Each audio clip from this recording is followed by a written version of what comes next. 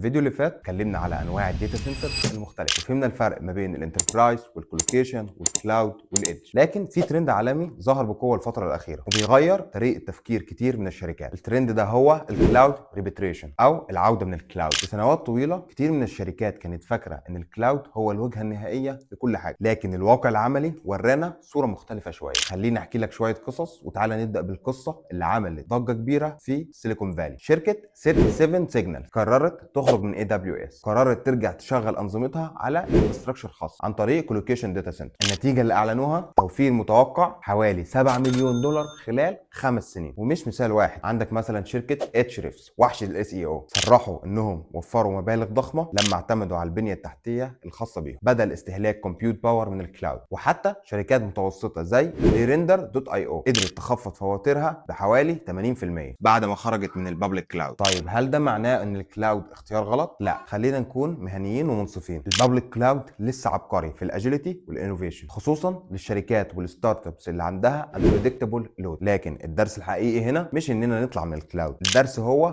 كوست اويرنس. لما البيزنس يوصل لمرحله استابيليتي وسكيل، تكلفه الايجار الشهري في الكلاود ممكن تكون عبء كبير على هامش الربح. وهنا بيظهر دور الكولوكيشن او الانتربرايز داتا سنتر كبديل اقتصادي. كنترول اعلى، كابكس كبير، تكلفه الهاردوير بتدفع مره واحده بدل استنزاف شهري مستمر للاوبكس بتاعت الكلاود. وده بياخدنا لسؤال مهم، خصوصا في منطقتنا في الشرق الاوسط سواء في السعوديه او مصر. مع تطور خدمات الكولوكيشن وتوفر بنيه تحتيه قويه، هل الكومبلكسيتي واداره الاوبريشنز لسه حاجز نفسي يمنعنا من العوده للاون بريم، ولا التوفير المادي الكبير يستاهل اننا نستثمر في فرق تشغيل اقوى ونضج تشغيلي اعلى؟ مفيش اجابه واحده هتكون صح. الموضوع كله بيعتمد على مرحله البيزنس وطبيعه الورك لودز وقدرتك على اداره الريسك. مستني اسمع تجاربكم في الكومنتس. هل حصل معاكم قبل كده صدمه من فاتوره الكلاود، ولا لسه شايفين ان المرونه تستاهل التكلفه؟